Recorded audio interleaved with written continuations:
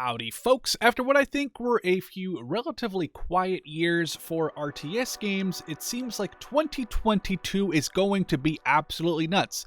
I have selected 5 RTS games that I look forward to the most, and will be showing them to you in no particular order. I've actually made more in-depth videos on most of these, which you can actually find linked in the description box and the pinned comment. Before we jump in, I am always interested to see what you guys have to say in the comments, and I do try to reply to as many as I can, so if you think I missed an RTS game that's not on this list, then you should definitely let me know, and you might see it in a video on the channel soon. Number 1, Men of War 2. The original Men of War, or MO, released back in 2009 and was made by Bestway and published by Once Entertainment. Since then, quite a few games and add-ons carrying the Men of War name have been released, but not by the same developer. Bestway finally came out with Men of War 2 Arena, basically a decade after the original Men of War. This game focused solely on multiplayer battles and was completely shut down and taken offline in September of 2021. Now, a few months later, in November of 2021, they showcased a trailer for Men of War 2.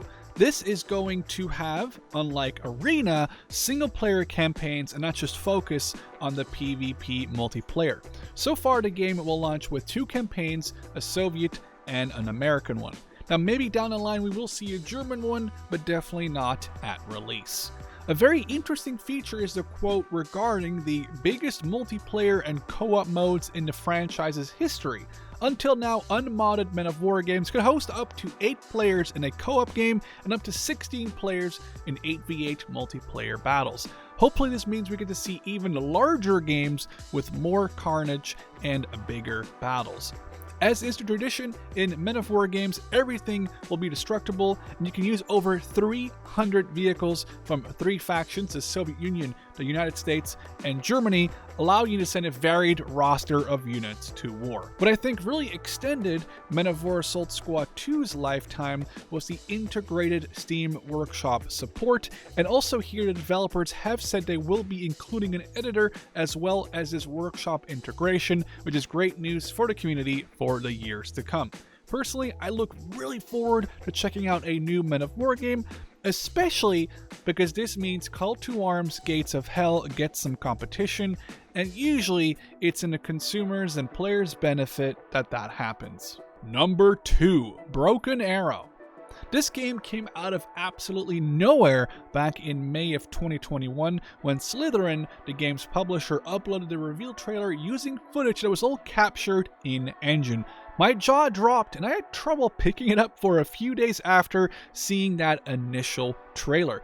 The trailer really gave off World in Conflict meets war game vibes, and the fact that the trailer claimed to use only in-engine footage was just mind-boggling. Broken Arrow is the first game by the developer, Steel Balalaika, but it doesn't mean they don't have any credits. Some ex-Eugen from the Wargame and Steel Division series employees are amongst the dev team, as well as dedicated wargame players with their own vision to make their own game. With support from Slytherin, who have helped publish hundreds of games on Steam, I'm sure they can deliver something awesome.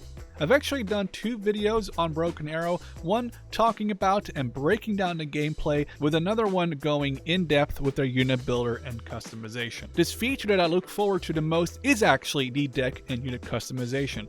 Unlike, for example, Wargame, you don't just pick a Bradley IFV to transport your infantry squad, you can actually modify your units and customize them to better fit your purpose for them. Do you want your Bradley to have anti-tank guided missiles? Or maybe you want to dedicate it more towards anti-air. This works for armor protection too. Do you feel like your Bradley is dying too fast? Just add on more armor. Of course, when you modify your units, the unit cost tends to increase, so you have to keep that in mind. Just like Wargame and Steel Division, you'll still have to make an army deck before you enter battle. Each deck is built out of recon, infantry, helicopter, support, and other categories. You can only bring so many units per category, so bringing a well-rounded army is important. The game will feature regular PvP game modes, such as the Capture Zone game mode seen in Wargame, but also an Invasion game mode, which will see one side attack and one side defend. Now, allegedly, this is where the naval part of the trailer actually comes into play. I am very excited to see Broken Arrow, as it really reminds me of Rolling Conflict, though taking place in modern times and of the Cold War. I can only cross my fingers as the devs get it right, and we get our hands on some early gameplay soon. Number 3. Regiments. So this game was announced back in late of 2020 by Microprose, but has not seen a release yet. However, I and many with me have been enjoying the free playtests the developer, who is by the way a single person, has been putting out over the last couple of months. The latest playtest featuring the Operations game mode has just been absolutely fantastic and really showcases that, to me, single-player focused RTS games can still challenge a player and captivate an audience. I actually only did one playthrough on normal difficulty so far and definitely felt overwhelmed multiple times. The game is set in the Cold War with West and East German forces, United States, and the Soviet Union all being playable factions. Besides the very interesting and dynamic operations game mode, separate skirmish battles can also be fought. For a game developed by a single developer, this actually has great graphics, good gameplay, nice looking models, and cool mechanics like upgrading your army into dynamic operations. Much like Rolling Conflict, you can call in tactical 8 strikes like artillery, smoke, airstrikes, or even tactical ballistic missiles to get an edge over your opponent. However, whereas artillery strikes will always be delivered on target, airstrikes can and will be shot down by enemy anti-air units, so it's always important to make sure a target area is clear of AA before you send your aircraft in. Like I mentioned, the cool thing about Regiments, you can actually already check out their Operations playtest for free right now via their Steam page. For me, Regiments is a crazy wildcard of a game made by a single person that is bringing back single-player RTS gameplay again. I don't want to say it's filled with as much story as the old Command & Conquer games, but it's definitely a game at launch to beat some of their dynamic campaign battles. Number 4. Company of Heroes 3. Company of Heroes 3 really needed to be on this list, not only because I actually went to Vancouver, where Relic Entertainment Studio is, and helped shape a part of the game, but also because when I got my hands on it in the last playtest, it felt like the original Company of Heroes remastered in a way. I actually did not touch the dynamic campaign test much when that was live, but I did really enjoy playing the skirmish test with my friends while checking out all the cool new units and Italian scenery. Not only are we engaging our opponents in the Italian mountains and coastal areas, we also fight the enemies in the deserts of North Africa. I am actually really excited to see how Relic will deal with the openness of desert warfare compared to the Italian terrain. Devs have been very adamant about community interaction and input. Thus far, it's been really awesome seeing them ask for people to give them feedback via playtests, poll options. This is also emphasized when I actually visited their offices in Vancouver, and so far I am really liking what they have shown in their pre-alpha test so far. Code 3 will launch with the largest number of factions to date for a Company of Heroes game. Sadly, they aren't specified anywhere, but we can assume the British, the Americans, and the Germans are represented, though it's possible the Germans are divided into an Italian theater force and a North African Africa Corps force. Other factions, such as Italy, on either side potentially, or even partisans are possible. Code 3 feels like a big upgrade from Code 2 thus far, and I hope that we can get our hands on more tests soon, as the last one was over way too fast. Number 5. Ratten Reich.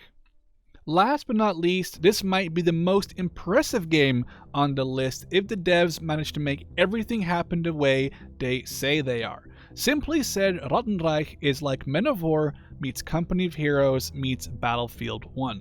The game is set in this dieselpunk world where mice, rats, lizard, and roaches fight each other across multiple continents and factions. These factions very much represent World War I and World War II era nations such as Japan, Germany, the Soviet Union, and the British Commonwealth, amongst others. Each faction has a very distinct look and uses different weaponry and machines to try to win the war, with beneficial alliances forming between certain nations. Ratten Reich is at its heart an RTS, however gameplay showcased by the developers shows a call to arms or Gates of Hell style first-person camera view, as well as the more traditional top-down RTS perspective. This would be very interesting to see, especially in the very brutal and bloody world the devs are trying to paint for us. We can expect 3 campaigns totaling 15 hours of gameplay, as well as regular single-player, co-op, and multiplayer skirmish matches. Something that is very cool to see has been their stance on destruction. Whether it's burning down a house or just shelling it to pieces with artillery, you can shape the battlefield and use the debris as makeshift cover. Ratten Reich has not shown us too much gameplay-wise, and I kind of went in-depth in my early look video, but I hope the developers have not taken too much on their plate at once and will deliver something worth playing. This concludes our look at just 5 of the many RTS games that are coming out this year. I do think that these are some of the more anticipated ones, but again, if you have any others for me to take a look at, please do let me know in the comments.